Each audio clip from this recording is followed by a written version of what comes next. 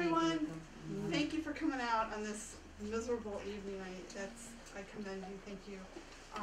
Welcome to Langley Adams Library. I see a lot of familiar faces, but then I see a lot of new faces, and it's always wonderful to see new faces. Chris Shadler. Her interest in wild canids began back in the 1980s in Indiana when she was volunteering at a wolf park. And this got her interested, so much so that she went on and got her master's in conservation biology. And since the early 90s, she's taught at UNH. She has taught conservation classes about conservation issues and wolf ecology. But after she moved to New England, did you buy the farm? I want to say the correct. She bought a farm to raise sheep and to also her train her border collies. And it was this experience that she started encountering coyotes. And this evening, she's going to fill us in on that experience and what she achieved from coexisting with coyotes. And she's also going to tell you that coyotes rock. Welcome to our library, Chris. Thank you. Thank you so much. Okay, well, thank you for asking me here. Could the lights come down just a little bit? The ones in the front. Okay. Perfect. Perfect. So I'm glad to be here. I got here a little bit early and drove around town just to see what Groveland's like, and it's so beautiful. I love the common area and the old houses, really beautiful. I live northwest of Concord, New Hampshire, and in a very, very rural area. And so it's really actually nice and refreshing to be. And I live right on the Blackwater River, and our little Blackwater River is a tributary to the Merrimack. So, you know, to see the Merrimack in its mightiness down here, gosh, what a big one. I did teach at UNH for most of my teaching career. I also have taught for 10 years at the high school level, and that was a treat, actually.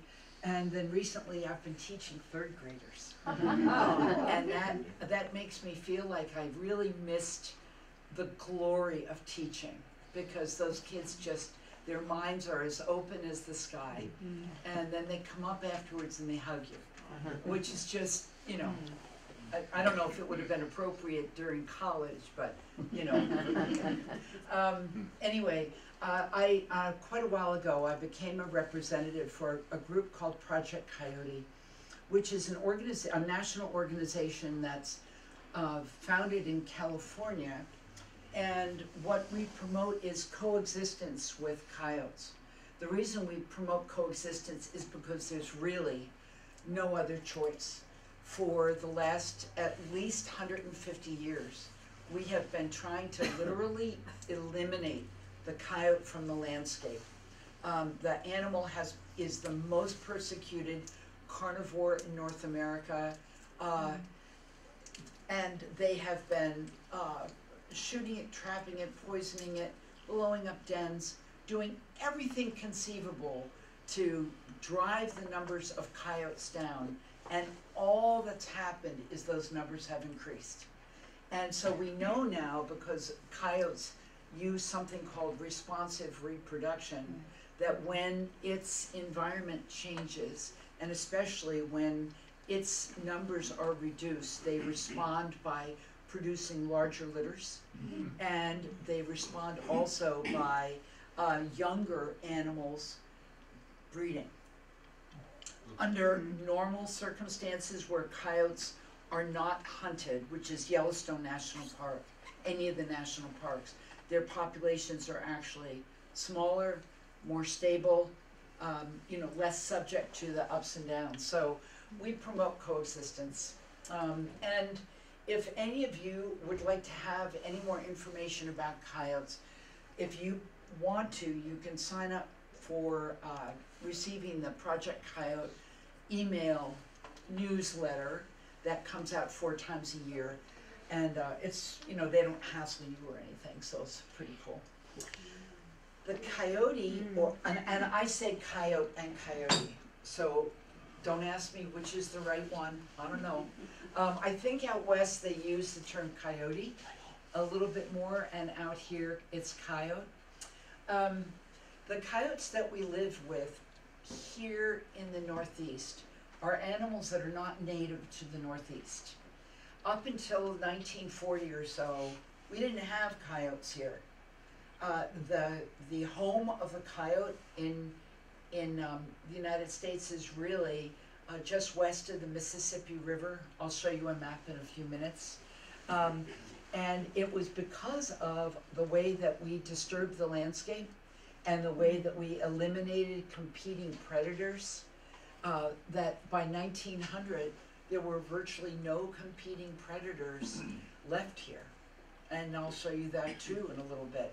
And so, you know, into this basically vacant ecosystem with no top predator comes this little wily coyote. But the animal that arrived here is not the wily coyote that most of us grew up watching fail, right?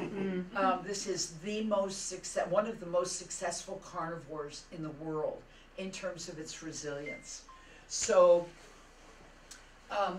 what I'm going to focus on tonight is the fact that coyotes are a self-regulating predator, that if left to their own devices, their populations stabilize. So the message is, the harder you hunt them, the faster they reproduce. So if we want more and more and more coyotes, what do? Hunt them like crazy. And if we want fewer of them, what do? Okay, that's a hard sell. And for 30 years, I have been saying this stuff, and I haven't really gotten very far in New Hampshire. You all in Massachusetts, of course, are more progressive than we are in New Hampshire. And you're nodding, you know all of that, don't you? And so you actually have a season on this animal. So that's light years ahead of where we are in New Hampshire. How do coyotes self-regulate? I'm going to be talking about that. These are some of the things that we know that coyotes do. And so as a top predator in the ecosystem, and as a very large coyote, right? So let's back up a minute. Wile E. coyote that lives out west is a 25 to 30 pound animal. Very long-legged, not territorial. They don't have a pack structure out there. They sort of think differently than the coyotes out here. And the coyotes out west are largely pure coyote, except that even the coyotes out west have a little tiny dab of wolf in them. A little tiny dab. And geneticists are able to trace back through maternal bloodlines, mitochondrial DNA, how wolf genes and coyote genes have been swapped. And so we know now that even wolves have some coyote, and coyote have some wolf genes in them. So the animal that we have, instead of being 25 to 30 pounds, is 35 up to 62 pounds. So the biggest coyote documented, as far as I know right now, was a 62 pound animal. And this animal, which looks like it probably weighs 110 pounds, may be a 50 pound animal. So, and something's happening with this screen, that it's kind of extending everything lengthwise. So all these animals kind of look part dachshund. Actually, not at all. So the eastern coyote is anywhere from 0 to 10% dog, 8 to 30% wolf, and 60 to 70% coyote.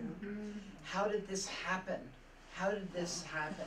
Well, as you'll see in a few minutes, when the vacancy opened up here in the east for a top predator, it sort of think of it as a sink. Think of it as a pole.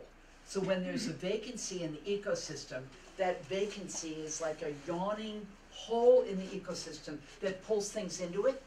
And what got pulled in 1900 was the western coyote east.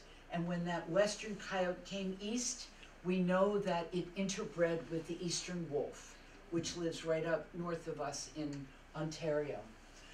All of these figures are averages, so averages hide the extremes.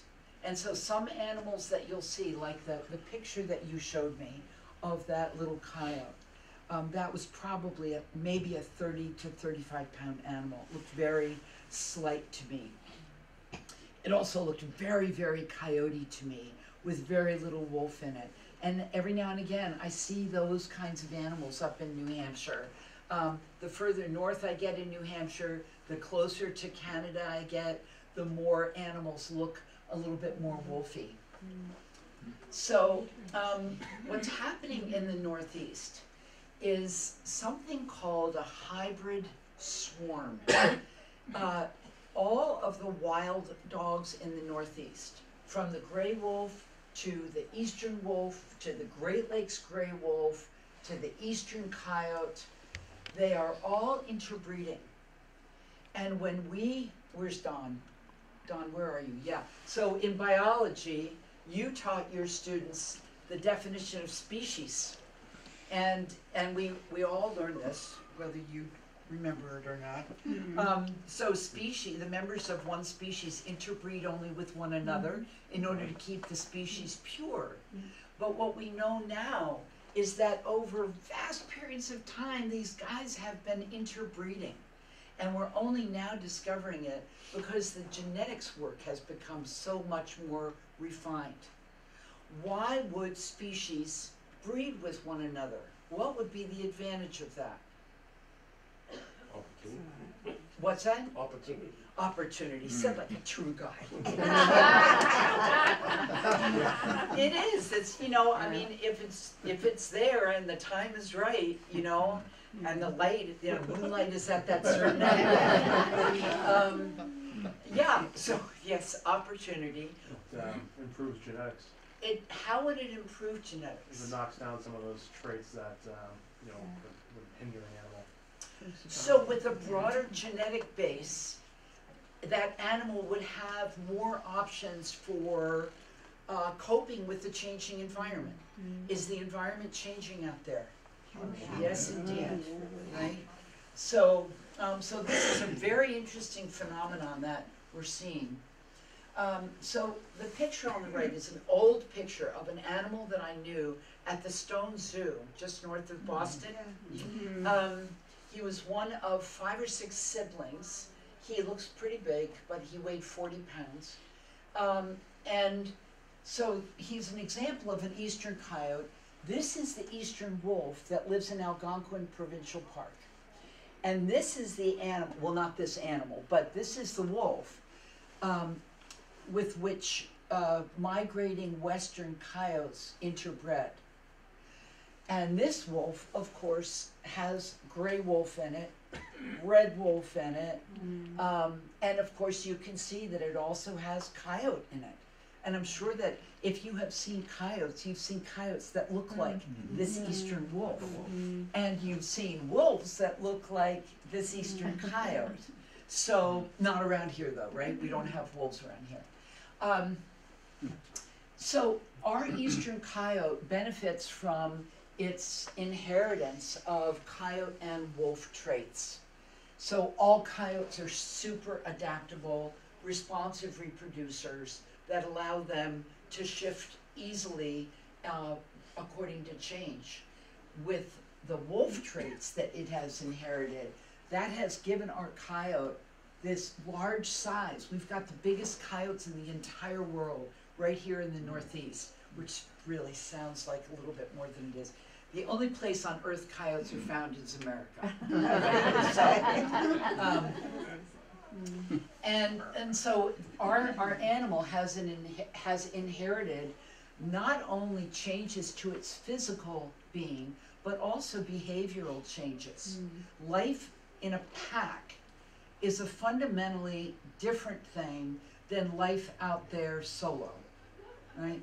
So, and because coyotes live in social units, they can hunt in the winter in social units, hunt deer. And the last thing too, which is very important, the jaw muscles and the occipital attachment in our eastern coyotes is notably larger than that in the western coyote. So what is a territory? What does a territory have in it? Well, what is a territory? Where they live, where something lives. If something is territorial, if an animal is territorial, and predators usually are, it's where they live. What does a territory have that is critical to the water. What's that? Food, water. Water, good. Good, cover and den sites, that's it.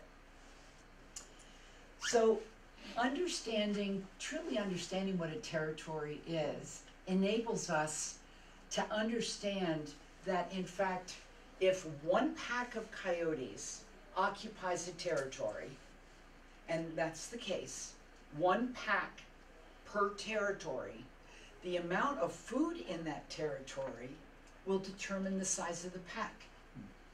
Does that make sense? Yeah. A pack is a male and female that bred, mated, they mate for life, and their offspring. So mom and dad and their offspring. The normal size of a litter is 4 to 6 pups. 4 to 6 pups, and half to 75% of those pups won't make it to their first birthday. A lot of stuff gets them, right? So, so the only time that the den is used, that's a den, one of the handful of dens that I've found in my life. The only time they use the den is to give birth to their young, and while mom is breastfeeding. And after the pups are weaned, all the pups are removed from the den, and the whole bunch of them go to a different part of their territory, and where it's safe, a safe place for the pups to grow up. So coyotes are not den animals. The only time the den is used is to give birth to their young. And so this is actually a den that I found up in New Hampshire. The inset shows that what this thing is a pile of dirt, and then I climbed up there and saw that, it's just a beautiful sort of classic coyote den, and I have my backpack there for scale. It's always important to have scale. Now, would other coyotes go and use that same den later on? To give birth, So good question. Will other coyotes use that den to give birth? Only mom and dad breed. Period, end of story. None of as their offspring becomes 1 or 2 years of age, the offspring leave the territory, go in search of a mate. Usually they're not successful and they die before they find one. But they have to do that because only mom and dad are allowed to breed. Does this sound at all familiar to you? And the enforcer is mom. She is the enforcer. So the answer to your question is no. As long as that pack maintains that territory, holds on to that territory, then only mom is gonna use that. If somebody comes in and shoots all the coyotes in the territory, pretty soon another pack will move in, and they may use that den. People wonder about the relationship between coyotes and fox, red fox. Do you see red fox around much? Yes. Yeah. And so red fox used to not be around quite so much, but with the coming of the coyote, the pecking order out there is, coyotes, if they come across a red fox, will attempt to eliminate that red fox. And the reason for that is that both coyote and red fox they both eat mice and voles and bugs, and you know, they basically, but fox of course can't take deer, and fox don't live in packs. Fox don't have that wolfiness about them. So they're different species, different genus even. Eurocyan, not a canis at all.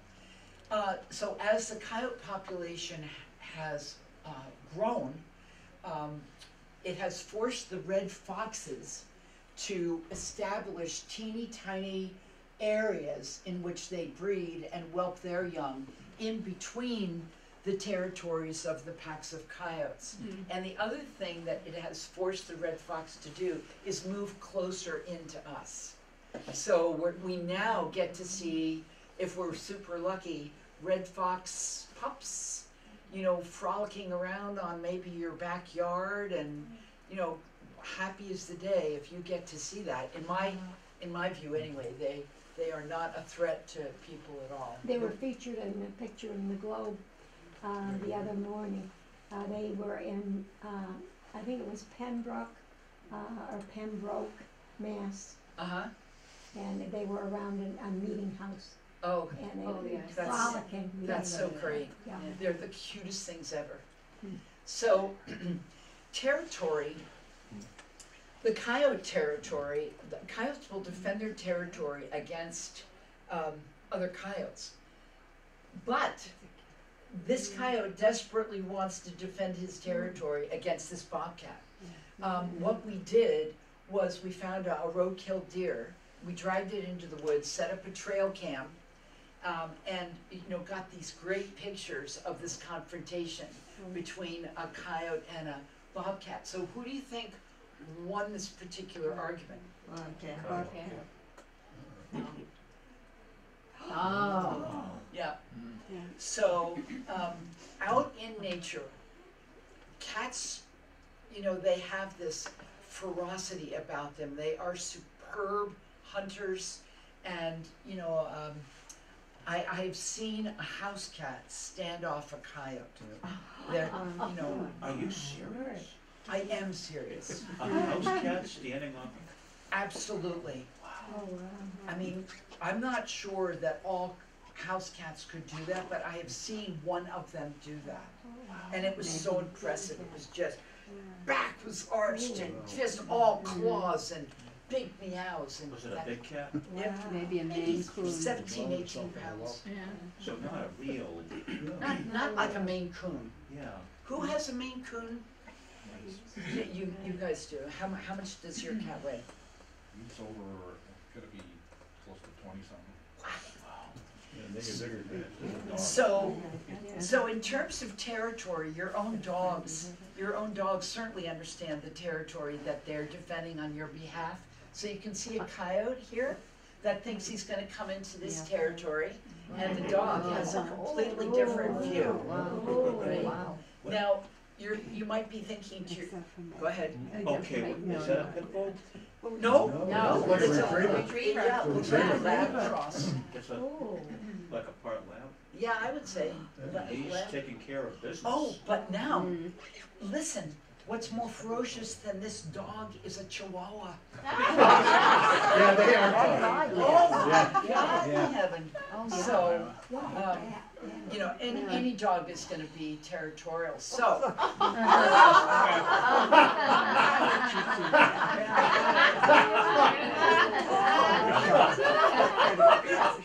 Is that for real or is that Photoshop? No, that is Photoshop. Yeah. It is Photoshop. It's good though. Now, I'm so glad to hear you laughing, because I have shown this, of course, to an audience a couple of years ago, and dead quiet. They were terrified that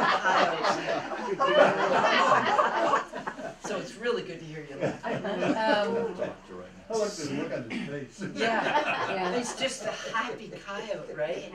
Wild Bill. So,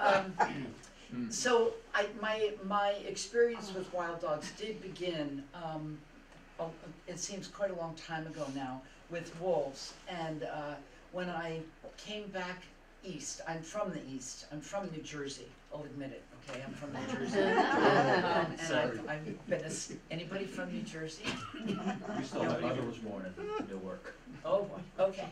So, and so when we moved up to New Hampshire, I had been already given a border collie by someone who called himself my friend. Friends don't get friends, border collies. Because if you get a border collie, then you have to make sure it's entertained. Yep. So then you get sheep. And once you have sheep, you're suddenly a farmer. And that was nothing I thought I'd ever be. So we moved to New Hampshire so that I could get more sheep and have a bigger farm. But I had become aware of the eastern coyotes out here, and I was intrigued. So we bought a farm in Kensington that had a ton of coyote problems, a ton of them. And I wanted that farm because I knew that the coyotes whose territory we were living in, I knew they were sheep killers, and I wondered if I could re-educate them. They are a dog, after all, and they're extremely smart, and I thought this would be a really interesting experiment to run. So the guy that had the farm before me, there was no barn and the fences were bad, and there were a lot of reasons why his sheep kept getting nailed. But so we built a barn with a little corral there. Here's the barn, here's the corral. We put the kennel right behind the barn, and we had just stock fence, 4-foot stock fence, no electric. There was nothing lethal, so every night, I had about 20 sheep. Every night we would bring the sheep in, no matter how beautiful the night was. When the ewes were about to drop their lambs, they would do that up in the barn so that they were protected. And then every night, my husband and I would take the dogs for a walk around the property. Why? They were marking their territory, right? Just like all dogs do. So 4 dogs.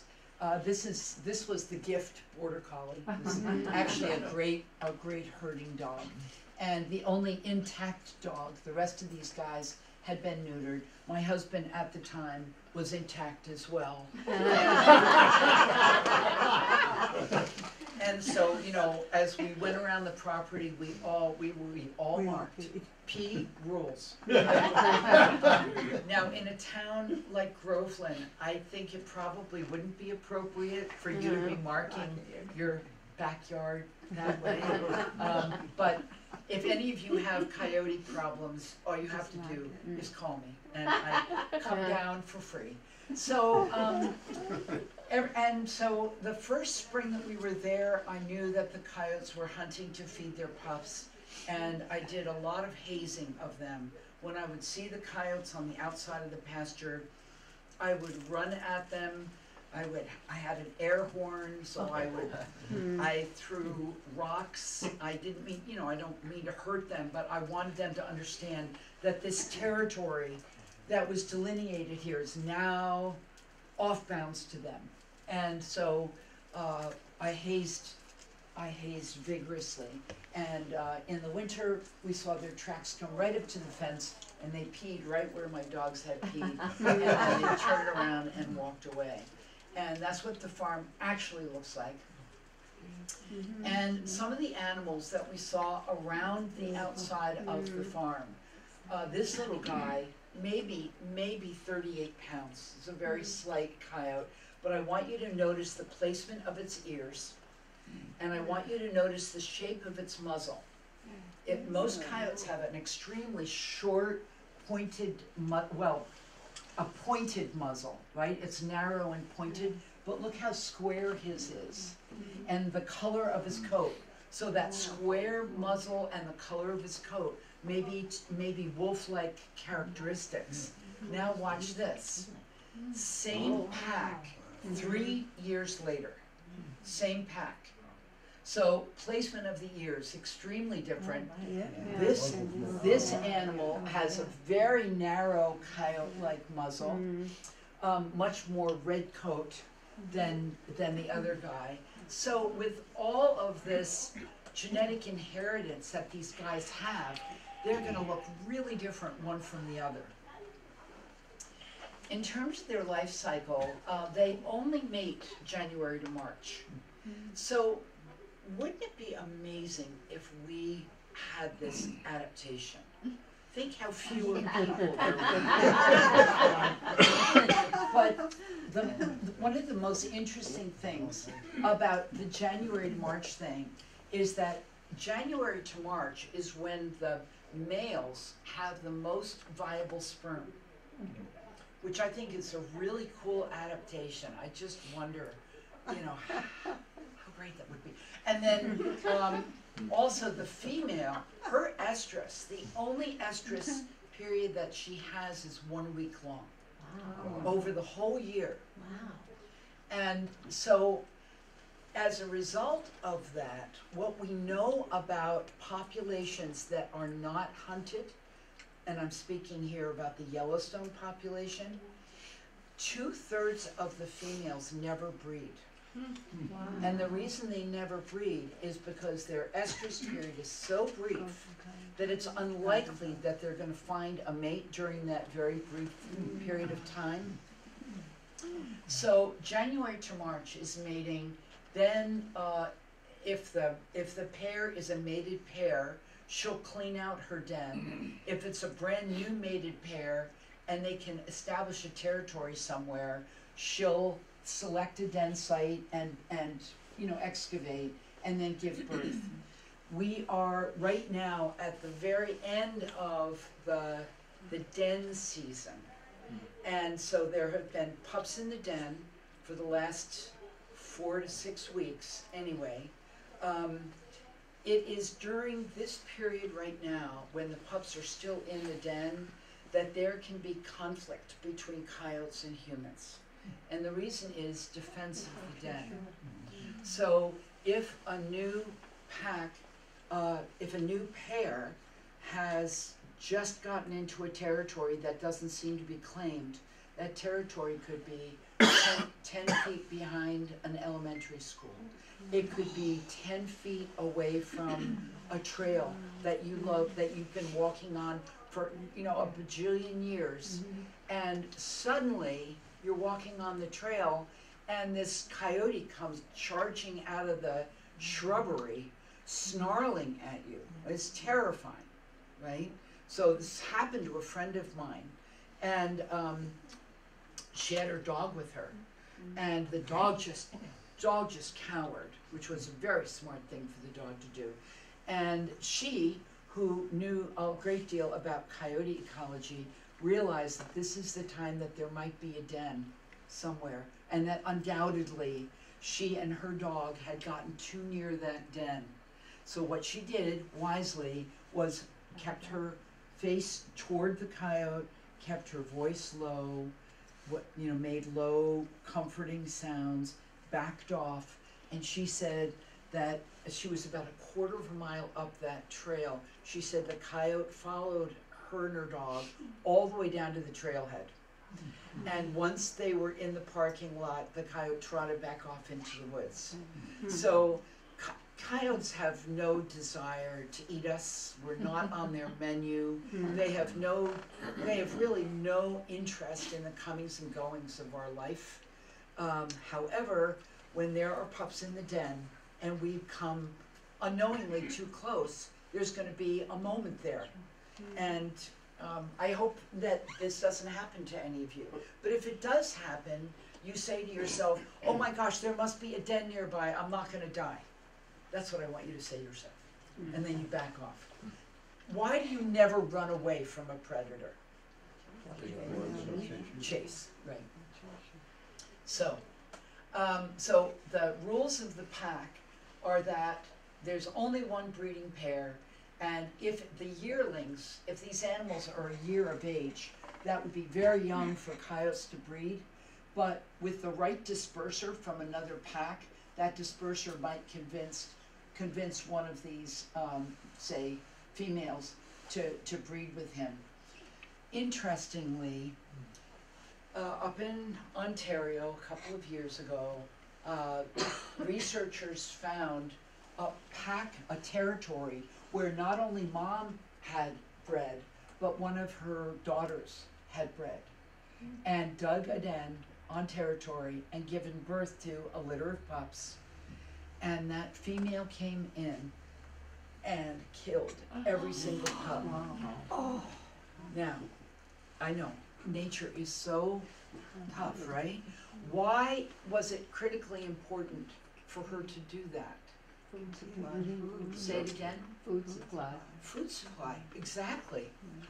If she allowed her daughter's pups to live, there wouldn't be enough for the pack. And so, you know, mom she lays down the rules and, you know, you obey, or, yeah. So, yeah, so mom and dad, last year's pups, only 3 of them survived to their first birthday, and then this is this year's pups. High mortality rate, which is common out there in the world, it is common. Coyotes can die from, they can get everything that our dogs can get, and the worst thing, of course, that can happen to them is, you know, porcupines. Oh. And so, you know, imagine that. So that's a terrible death for a coyote.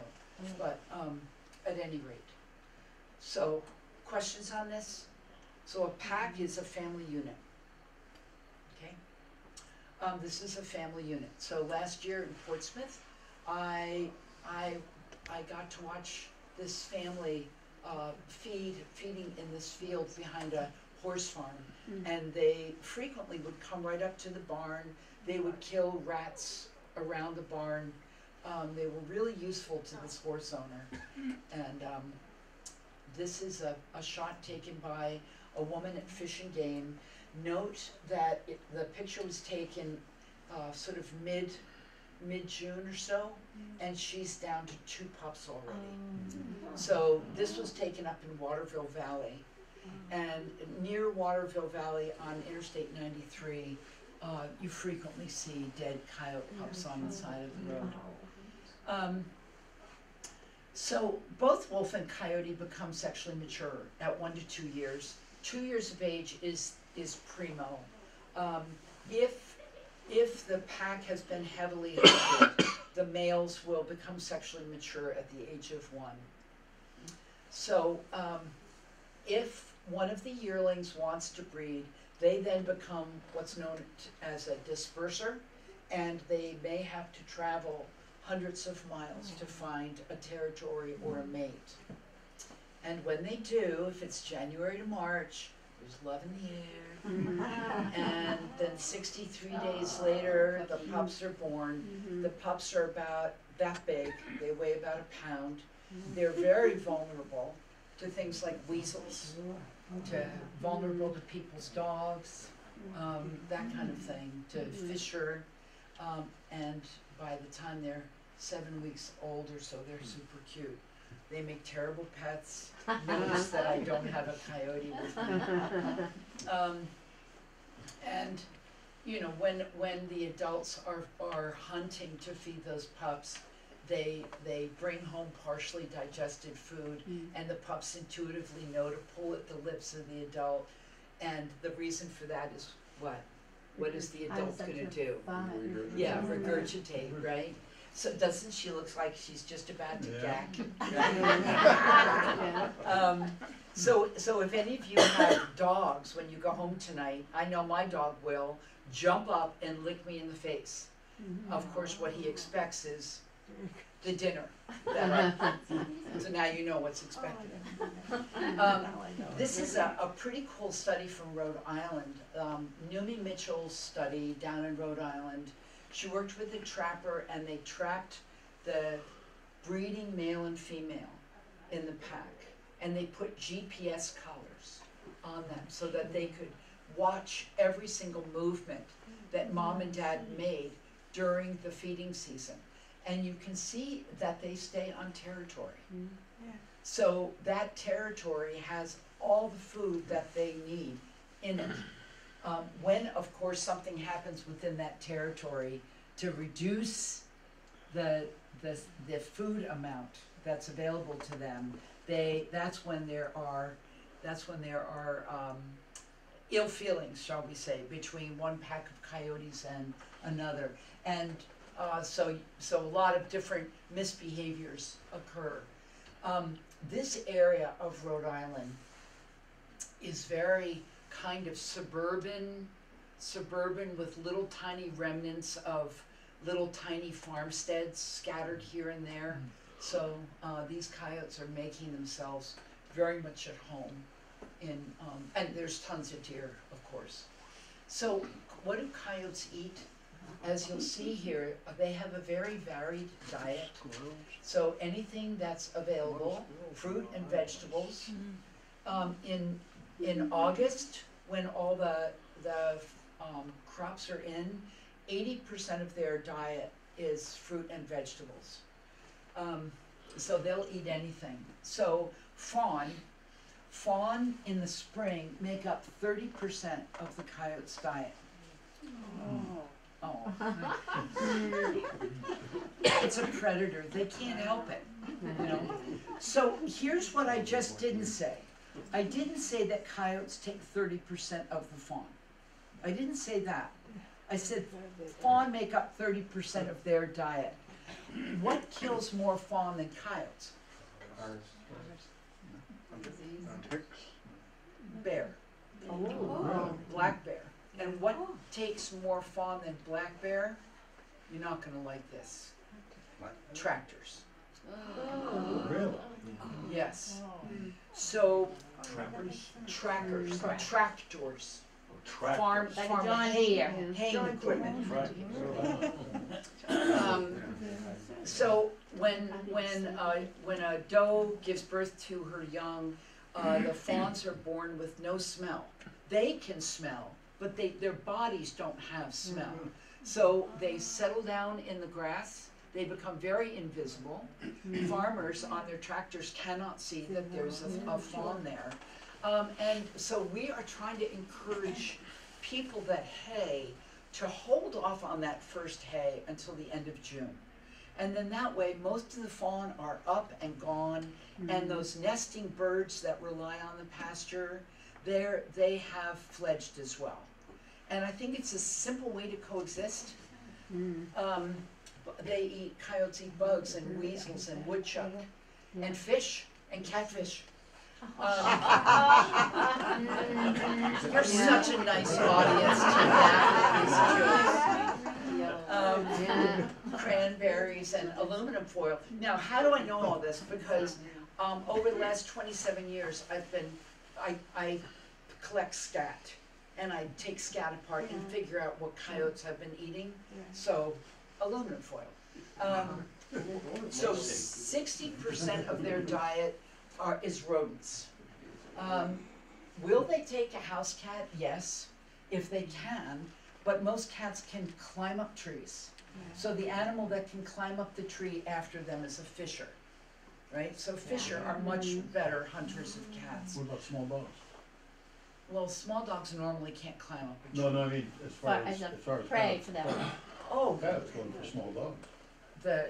you mean the dog killing the cat? No. Coyotes going for Coyotes. dogs. Oh, yes, coyotes can kill Chihuahuas. small dogs.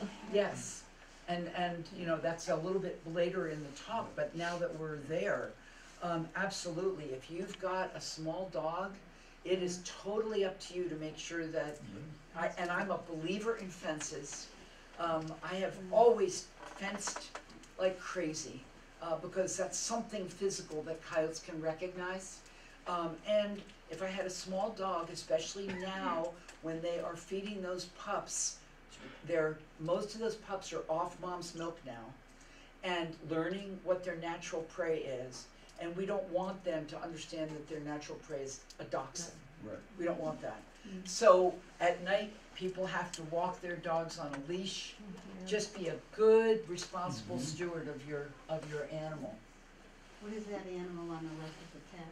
Is that a? This thing here, Is it that's a fish woodchuck. or a woodchuck? That's a woodchuck. Yeah. Do you have a picture of a fish? I don't. I don't. You look like a weasel. Yeah. They are a weasel. Yeah. Yeah? Nasty. Oh, no, no, no. Oh, no, see, they can't help what they do either. So. I read they killed just for killing, that they don't even. Oh, no, that's not true either. No, fish are great, useful animals. They are the only predator that can take porcupines. Ooh. And porcupines are my dog, that is my fear And right cats. now. When they take cats. That's the Fish- they second do time take you said cats. porcupines. Was the quills get in their mouth and stuff? Is that, Yes, that's what, so they can't eat them? yes, yes, just horrible. I found sneaker in their scat and banana peels. Okay. So you can see that they're an omnivore, right? But check this out. This is not photoshopped, right? So the man that sent me these pictures is from Indiana.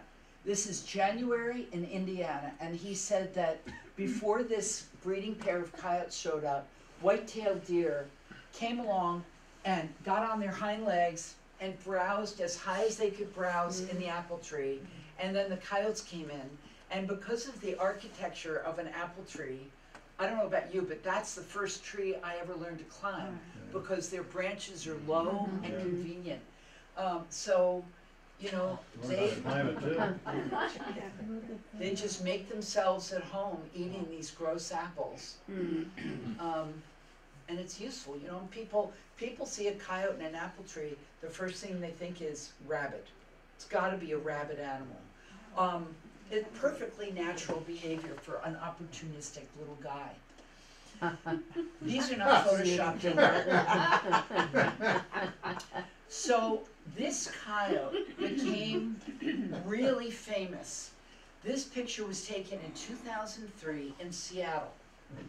And this little, I think it's a female, would hop on the train at the same stop a couple of times a week and get off the train at the same stop. She totally knew what she was doing. And if you want to watch her in action, if you can remember this, you can go onto YouTube and type in Modest Mouse, which is a musical group, who wrote a song called Coyotes, which is an adorable song.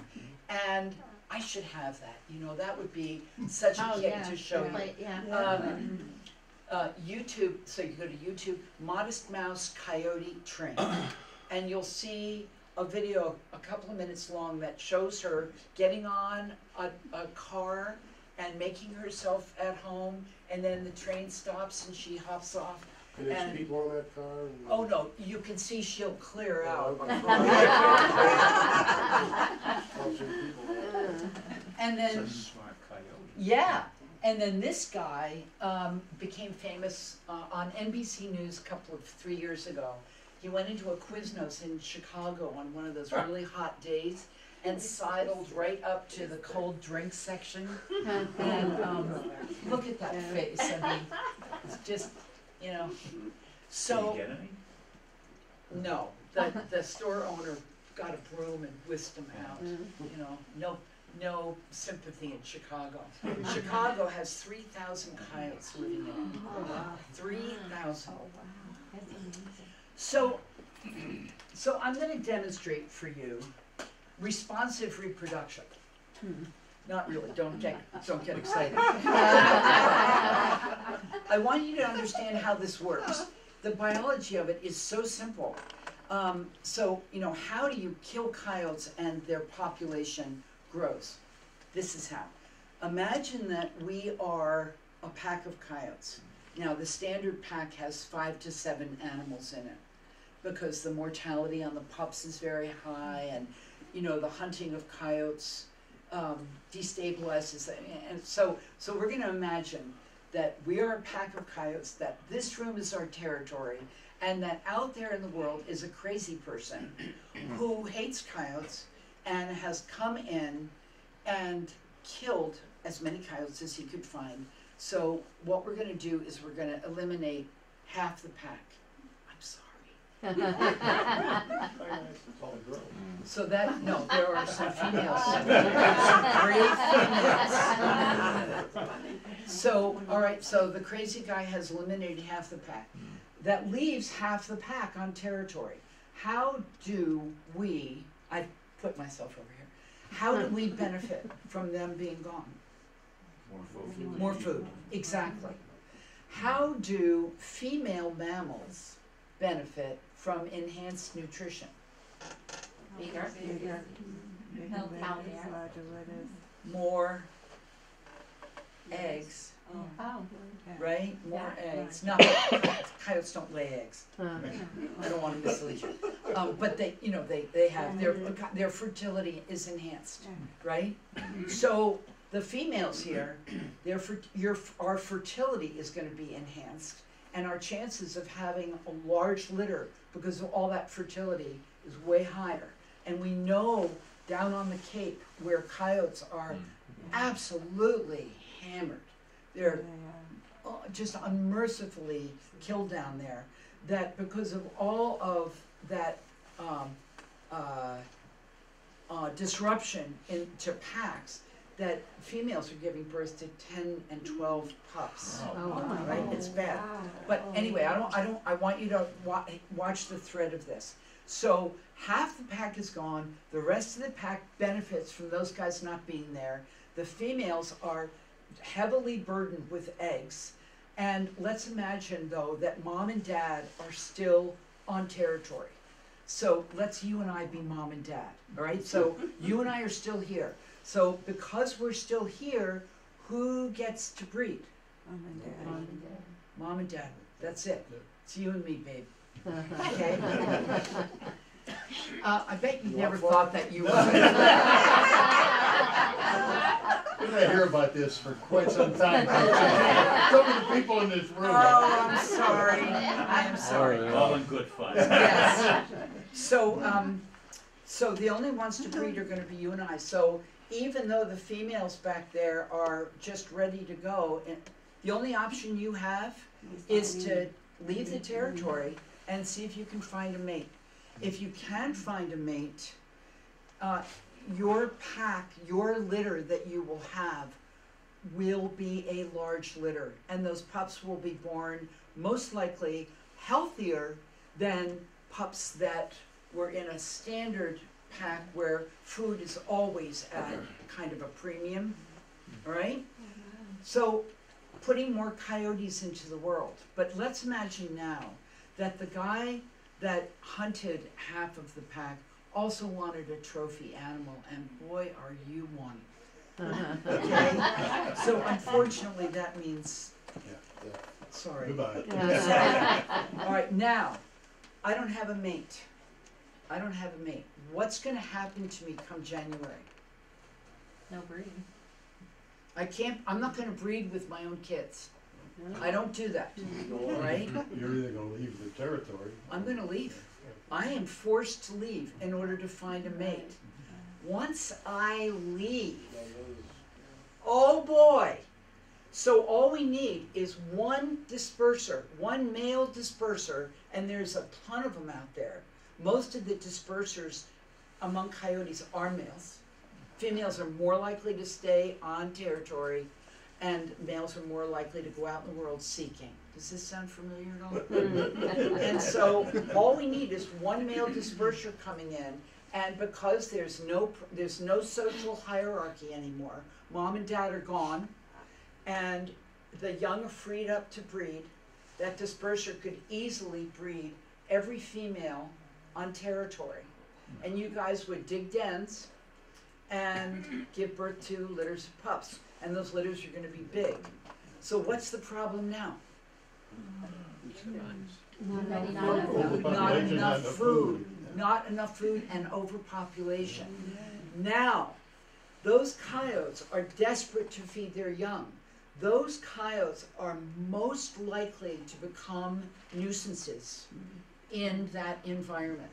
Those animals are going to seek out chickens. They're going to go after geese. They're going to go after small dogs. Whereas if the pack had remained stable, with mom and dad being the only ones to breed and everything else being equal, those animals would still continue to hunt their natural prey, and the population, of course, would be much lower. So do you understand that? Yeah. So that responsive breeding, what did I do with my, So more females breed, maybe at a younger age, producing larger litters. So that eastern coyote that I showed you at the beginning of the program that looked pretty wolfy, that animal came from Cape Cod, and he was one of a litter of 12 pups. So they took 5 of the pups and brought them to the Stone Zoo and then drowned the others. And that's what happens out there. That's what happens. Are they protected then, or are they protected? Pardon me? Why aren't they protected, or are they protected? They're not protected at all. As you can see here, it is our native dog. It is like the dingo is to Australia, you know, the jackal is to India, the coyote is to America. But look at how many get killed each year, and that's an old statistic. The number, I'm sure, is 100,000 or higher now. Most states allow year-round unlimited killing. Does Massachusetts? Massachusetts does not allow that. Because they want to do it in Wilton. They want to kill They want to kill coyotes? the coyote. And why do they want to kill the I don't know, coyotes? you should come to the selectmen. Well, I will. Let me know about it. He talked about you, I think, one of them that was against it, and said there was a woman that knows all, and he mentioned that about killing the coyote, how it produces more. Are any of the people here? I don't know if any of the selectmen are here. Yeah. So I know who they are are. coyotes a nuisance? Are they, have they killed dogs, or have they? Well, they wanna let their dogs out. They don't wanna have to take care of their dogs. Okay, so there you go. So, you know, when I was young, though there were no real predators in the woods, and now we have a whole different scenario. These are not like our grandmother's woods anymore, and it's not our grandmother's ecosystem. We've got coyotes that will not go away. They will only persist and make more of themselves. So killing is exactly what can't happen if you want to reduce the population of coyotes in Groveland. And I'd be happy to come to a selectmen's meeting. Just invite me. Well, they mentioned that there was a woman that spoke about it, so you may have been. I am I'm the sure you woman. were. Yeah. So, anyway, up in New Hampshire, not only can coyotes be killed day after day after day, and there's no limit, and you don't have to report what you kill, but you can kill them at night during their breeding season. And we also have coyote killing contests in Vermont and New Hampshire, where people go out mid-winter and kill as many as they can get. It's crazy. Are they trying to pass a law for protection? We are pushing. Coyotes don't need protection per se. From hunting? It's just, it makes no, if the hunters care about getting a deer, then hunters want fewer coyotes on the landscape. And it's a hard sell. It's a hard sell to make people believe that by not killing them, the population will stabilize at a lower level. So, anyway, this guy is trying to wallpaper his barn with coyote pelts. Yeah. And you know, I'm sure, like many people that I've talked to, he truly believes that he is saving deer. But of course, he's enhancing the problem. So, coy dogs, I'll just say very briefly, there are no coy dogs out there. No. There are no coy dogs out Coy there. dogs. What is Yeah, so a coy dog is what we have traditionally referred to the coyote as. They call them coy dogs. Maybe because I'm in civilization here, in Groveland, they don't call them coy dogs here. But up in the hills where I'm from. Can a dog and a coyote breed? Yes. all members of the dog family can interbreed and they can produce puppies. And in this instance, this lab bred that female coyote. And the guy that owned that lab took a series of 12 photographs showing his dog breeding the coyote. Yay! And so then what happened? What happened after that is the dog goes home to his kibble and bits, thinking, what a great day, really. And 63 days later, the coyote digs a den and gives birth to a litter of coy dogs. But I said that there's no coy dogs out there. The problem for her is that she doesn't have a mate. If this cur had been an ethical coyote, you would have done the right thing by her. But no, it's a dog. And so she's given birth to a litter of coy dog pups. She's the only provider. And so every time she leaves that den, those pups are vulnerable to whatever. But let's say that one of her pups survives. What we know about those coy dogs that, is that instead of coming into a breeding condition January to March, they come into breeding condition earlier, November or so. And so the only animal that they can breed with is another dog. And so the coy dog, that term coy dog as a continual population that can continue to be a population of coy and dog can't exist. Okay? This is a coy dog. That again, somebody calling himself my friend gave me this thing. So a Siberian Husky crossed with a coyote. And he got this dog from a guy in Minnesota who had a very slow sled dog team and trapped a coyote and bred the coyote with his leader to thinking that because coyotes can run 35 miles an hour, that all that speed was going to get into his sled dog team. But these are psychotic animals. And when he tried to put harnesses on these coy dog crosses, so he was going to eliminate all of the dogs. But Charlie thought that I would love to have a coy dog. So a dog and a coyote could be friends then? Oh, a dog and a coyote could breed. And they could get along like if they met? They could. And coyotes and dogs frequently play with one another in fields and that kind of thing. Yeah, I mean, it's a dog. Then how come they eat the small dogs? Well, because small dogs look like they need to be eaten.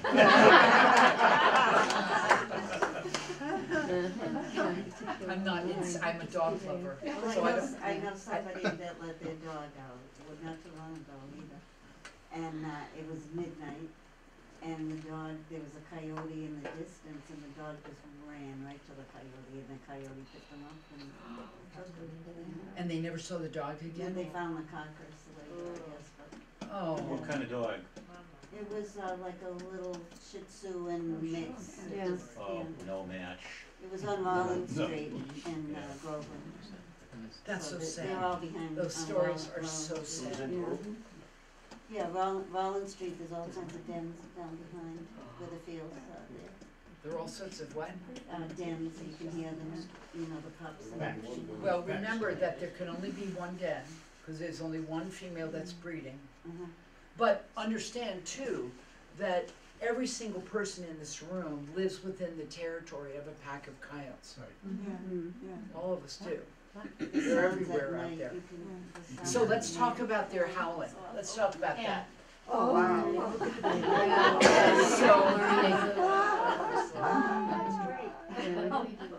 So, why do coyotes howl?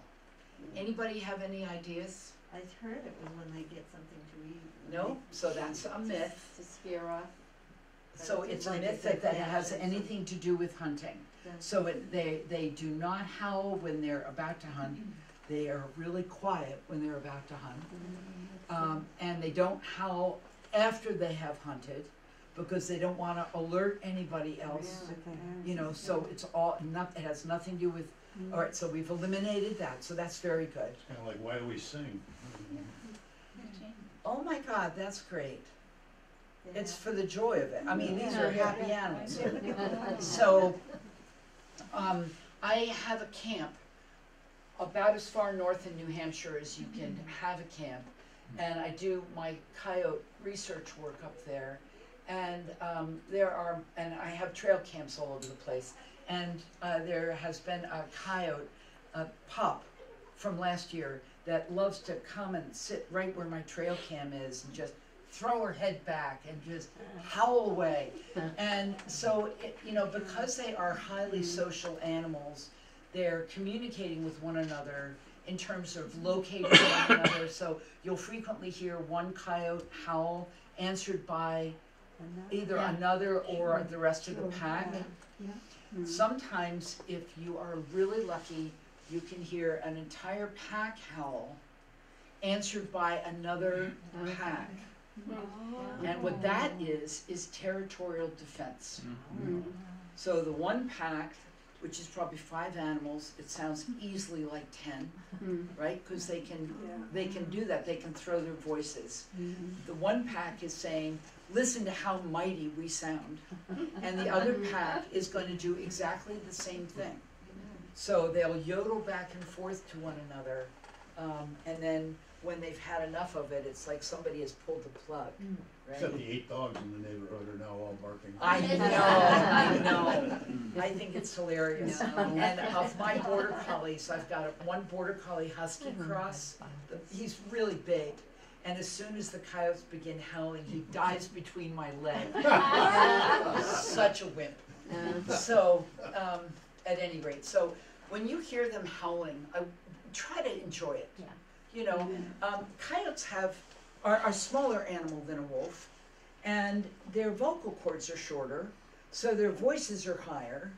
So they would like to howl better, but they can't. So, pardon me? Why would it be in the night, like it's usually 1 a.m.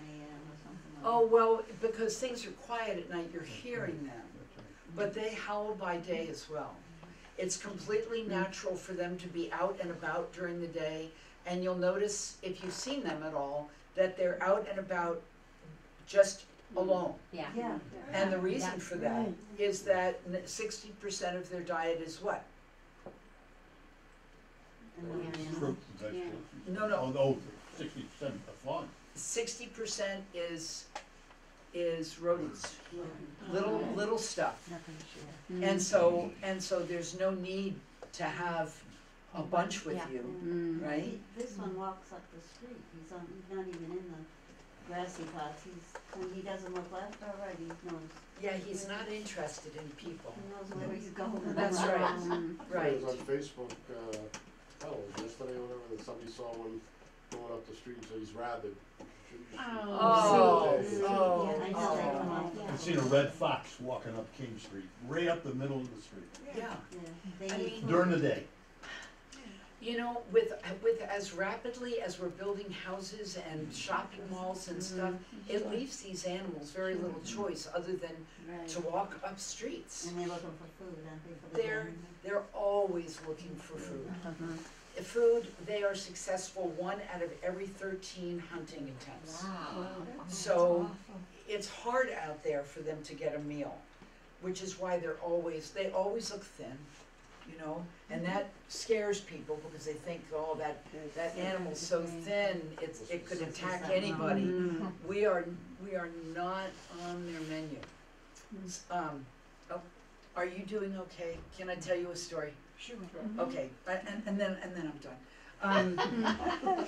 About 20 years ago, before I knew what I know now, I thought it would be a great idea to get one of those varmint calls that sounds like a wounded rabbit, and place a bait out in a field. Like I got some roadkill, piles of, I got some dead raccoons and stuff, piled them up in the field. And then I did the varmint call that sounded like a wounded rabbit, and I was off to the side, and I was all dressed in, my boyfriend's camo and stuff. And I was just so smart, and I was gonna take pictures of the coyotes coming into that field to go after that bait. And I waited, and I called, and I waited, and I called. I'm thinking, good Lord, what is keeping them? And I happened to turn my head. And there were 3 right behind me, not 30 feet away.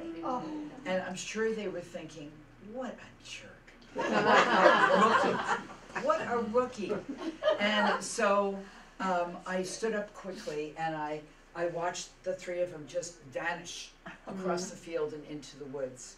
And I've had numerous encounters with coyotes where, had they wanted to, they could have attacked and eaten me. And, you know, they're scared of us. And it's important to make them scared of us. And this summer, when the pups are out and about, they're naive to us. They may come walking right up your driveway and stand right as far away as I am from you, looking at you. And your job at that point is to haze them.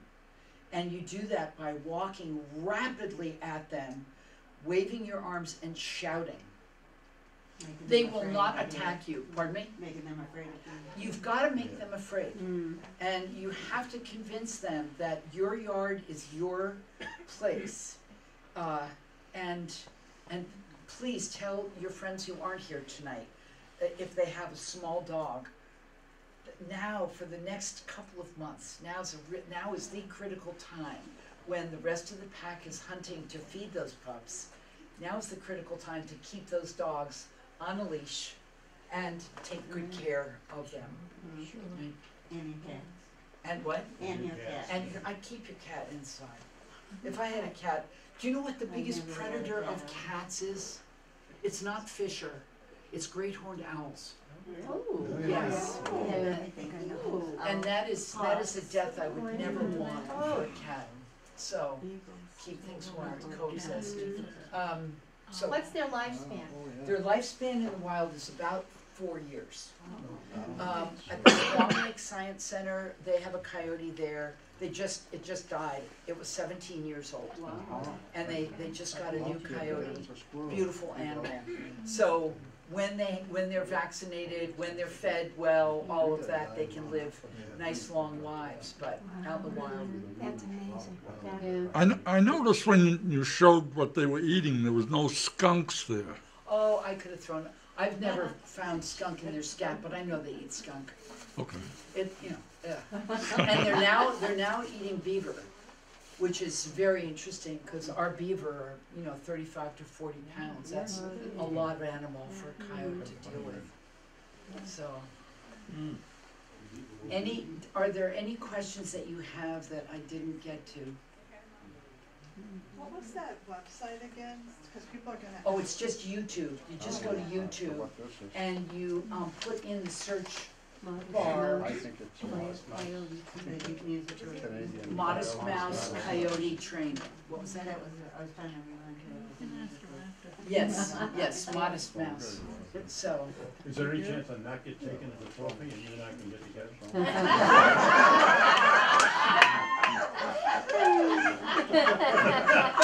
On that note. Yeah, well, my husband. So, otherwise, you're a trophy. So, okay, well, thank you very much for being here. Good audience. Thank you. You can, if you have a couple questions, we do have a few minutes. We close at 8, but you're welcome. Just know that